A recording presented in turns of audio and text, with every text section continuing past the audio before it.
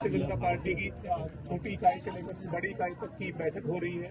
किस तरीके से किस रणनीति पर चर्चा हो रही है सर? और जो वो चुनाव के बाद एक तरफ सरकार एक्शन मोड में है, दूसरी तरफ संगठन भी अपनी तमाम गतिविधियों को आगे बढ़ा रहा है सर।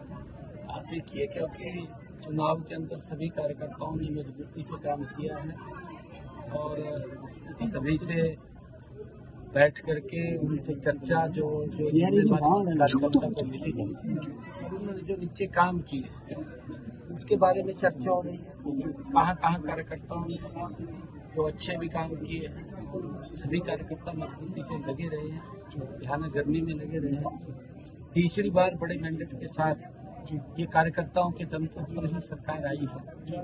आदरणीय मोदी जी और डबल इंजन सरकार की नीति जो मजबूती से नीचे तक पहुंची है और उसकी चर्चा हमारे कार्यकर्ताओं ने घर घर जा करके की है, उसका परिणाम है। और उसको लेकर के अलग अलग जो जिम्मेवारी जिन कार्यकर्ताओं को जहां जहां दी गई थी उन सबसे बैठ करके बातचीत हो रही है। अभी हमारे कोर कमेटी के सभी पदाधिकारी थे, उनसे बातचीत हो रही थी, क्योंकि एक मेंबरशिप का बड़ा अभियान सदस्यता ग्रहण का चल रहा है। उसको लेकर के अलग अलग जिम्मेवारियां भी सौंपने का डिस्ट्रिक्ट वाइज काम किया है, ताकि जो टारगेट मेंबरशिप का लिया है 50 लाख का, उसको जल्दी हरियाणा पूरा करेगा।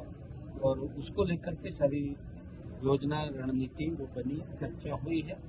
और क्योंकि सरकार भी गति से, क्योंकि हमने तीव्र गति से काम करना है और उसको लेकर के कई ऐसे विषय होते हैं, उन विषयों को भी हमने डिस्कस किया। सर, सरकार जो काम कर रही है उनको संगठन के लोग जो वो नीचे लोगों तक सरकार की योजना या सरकार के फैसलों को किस तरह से लेकर जाएं, और जल्द से निकाय चुनाव कई जगह प्रस्तावित है, उसको लेकर संगठन कितना तैयार है सर? पार्टी कितनी तैयार नहीं, हमारी लगभग तैयारी है। और क्योंकि मेंबरशिप चल रही है, ये सदस्यता अभियान जो ही अपना समय पर होता है और इस बीच में देख करके, क्योंकि हमने टारगेट रखा है 50 लाख का, जल्दी ही और पूरा कर लिया जाएगा। और इसको तीव्र गति से हम करेंगे, क्योंकि चुनाव कराने हैं, चुनाव जल्दी ही हम वो हों, इसके लिए हम कर रहे हैं। कैप्टन अजय यादव कह रहे थे सर आज चंडीगढ़ में प्रेस कॉन्फ्रेंस करी कि 26 नवंबर से 26 जनवरी तक राहुल गांधी एक बार फिर से भारत जागरण अभियान, जोड़ो अभियान जो पहले था उनका भारत जोड़ो अभियान, उसको लेकर आगे बढ़ेंगे। जातिगत जनगणना हो, इसको लेकर देश को जागरूक किया जाएगा। और जो पूरे देश में जाएंगे 2 महीने का ये उन्होंने अपना कार्यक्रम कांग्रेस ने बनाया है सर। और जातिगत जनगणना की बात कांग्रेस बार बार करती है सर, आप क्या कहेंगे सर? देखिए, क्योंकि मेरा जो मानना है, कांग्रेस 50-55 साल तक सत्ता में रही और कांग्रेस में जो अपेक्षाएं देश को कांग्रेस से थी वो पूरी नहीं कर पाई। उन्होंने बेशक अपनी अपेक्षाएं पूरी कर ली हैं, कांग्रेस के नेताओं ने, कांग्रेस के लोगों ने शायद अपनी अपेक्षाएं पूरी कर ली, तो देश को जो अपेक्षाएं थी उससे देश वंचित रहा है। अभाव था हर चीज का। ये कैप्टन साहब को भी मैं तो आप सबसे कहूँगा कि आप सब जागरूक पत्रकार हैं, जब ये लोग इस प्रकार की बात करते हैं तो उनसे जरूर पूछना चाहिए।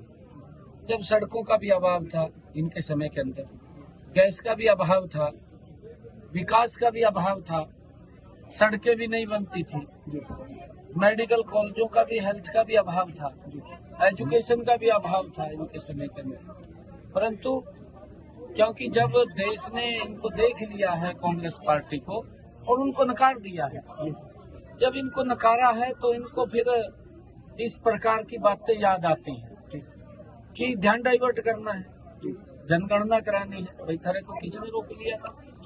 55 साल तक रहे हैं और ये भी मंत्री थे उस सरकार में, आवाज उठानी चाहिए थी भाई जी जनगणना कराई जाए।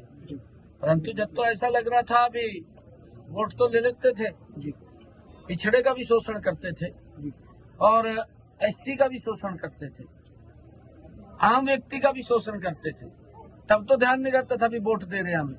अब जब उन्होंने नकार दिया, अब कई प्रकार की बातें इनके ध्यान में। सर, झारखंड और महाराष्ट्र को क्या कहेंगे? आप भी चुनाव प्रचार में गए थे सर, वहाँ के ये नतीजों में कितना आश्वस्त है? हरियाणा का असर नहीं, पूर्ण रूप से बिल्कुल।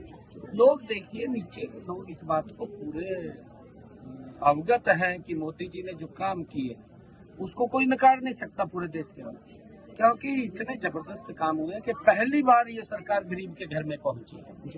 नहीं, आज तक तो गरीब तो देखता रहता था सरकार का है, दिखाई नहीं देती थी सरकार, परंतु अब गरीब व्यक्ति को ये लगने लगा है कि जब से मोदी जी 2014 से प्रधानमंत्री बने हैं कि एक्चुअल में गरीब की अगर किसी ने सुध ली है या गरीब के बारे में विचार किया है तो ये नरेंद्र मोदी डबल इंजन की सरकार ने विचार किया। उसका परिणाम है कि अंतिम छोर तक गरीब के घर तक योजना पहुंचाने का लाभ नरेंद्र मोदी की सरकार ने किया है।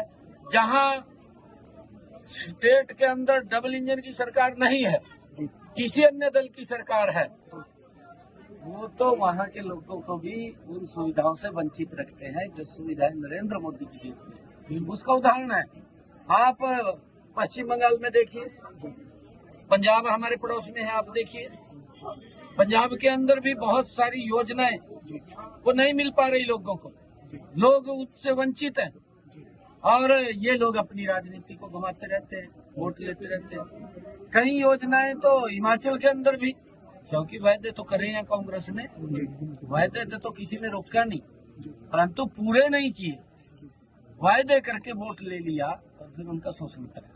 अब तो आप आश्वस्त हैं एनडीए और बीजेपी बिल्कुल महाराष्ट्र में? बिल्कुल, महाराष्ट्र के अंदर भी दूसरी बार बहुत बड़े मैंडेट के साथ आदरणीय नरेंद्र मोदी जी के नेतृत्व के अंदर एनडीए सरकार बन रही है, डबल इंजन की सरकार बन रही है। झारखंड में बन रही है, क्योंकि मैं जीरो ग्राउंड के ऊपर रहा हूँ। लोगों का एक बड़ा जोश, जो उत्साह, आम पब्लिक क्योंकि मोदी जी की नीतियों से बड़ा प्रभावित है और वहाँ पर जो 2.5 सालों के अंदर हमारी सरकार ने काम किए हैं वो ऐतिहासिक काम।